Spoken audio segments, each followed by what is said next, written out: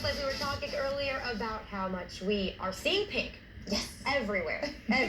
So that's all because of the Barbie movie, of course. We're going to talk about how the Barbie movie is taking over right now. So, of course, we're bringing in our local movie expert, Rob Rector. Welcome back to the Coast Life. Thank you for sending me a memo, too, to wear pink. So yes. I'm sure we got our talk show Barbie outfits on. Exactly. You were telling us something interesting, too, about the color Barbie pink. Yeah, so there was an international incident set off by this movie because apparently the very specific Barbie pink color was used in all the set decorations and the costuming and everything, so it led to an international shortage of whatever specific pink that Barbie was. So I think this is just a knockoff version of it. So this is the Skipper version or something. So yeah, right. Skipper and Kelly. Yeah, hardly Ken. Ken if he went through the wash a few times maybe. So.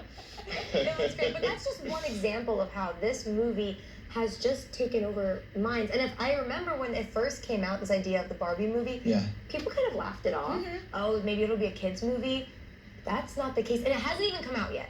So in your opinion, what makes this movie so amazing already for people? I think it's the approach that it's taking, because if you saw the trailer for it, the trailer says, if you like Barbie, you'll love this movie. If you hate Barbie, you'll love this movie. So they're reaching out to an entire audience, because as we were talking about earlier, you know, sometimes it's fallen out of favor, especially when you talk about, you know, body image and body positivity and so on, and is it really good for girls and whatnot. And they've kind of embraced that whole controversy and kind of wrapped it up in it. So I think it seems like it, having not seen the film yet myself, but it seems like it's kind of taken a page of like the Brady Bunch movie or the Lego movie or 21 Jump Street, where they're making fun of it, but they're also appreciating it simultaneously. So I think that's a really, it looks like it's going to be a really interesting approach. I think Barbie's always kind of had that reputation of like, is she not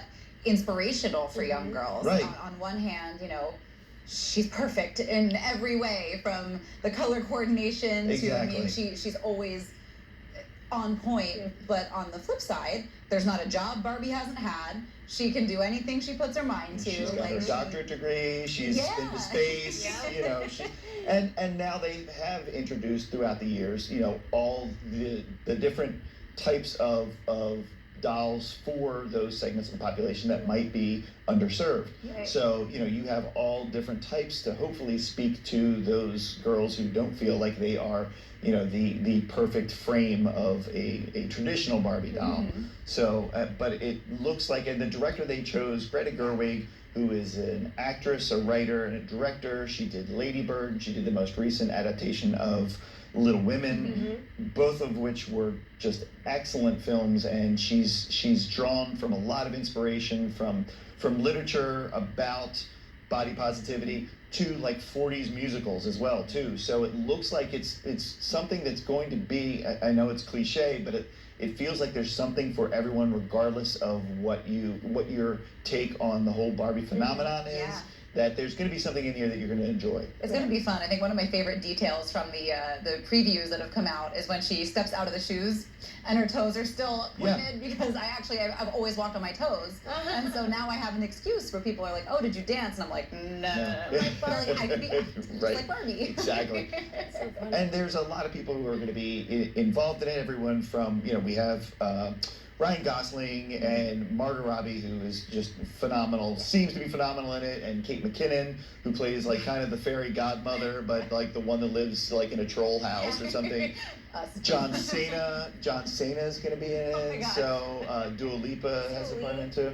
What's that? Simu Liu, I believe, is going to be in it. Yes, exactly. So, you know, they've got it, Will Ferrell, you know, it's a nice eclectic cast, and it just looks like good summer fun that's original, you know, and I think a lot of people are kind of craving that and we'll talk about sequels, but this is something not original per se, but an original take on something that we're all familiar with. That's a good point. I think it is expected to just kind of be like a light, fun, poking some fun at itself movie that we've all, like you said, been wanting, an easy watch. And it's a cultural institution. I mean, there's not anyone who doesn't know who Barbie is, you know. I mean, even if they haven't played with them or what have you, they still know the cultural phenomenon that is Barbie. That's right, absolutely. Now, you said we're talking about sequels and other just movies that are coming out this summer. Talk a little bit more about some of the other summer blockbusters coming our way. So we've had a few already.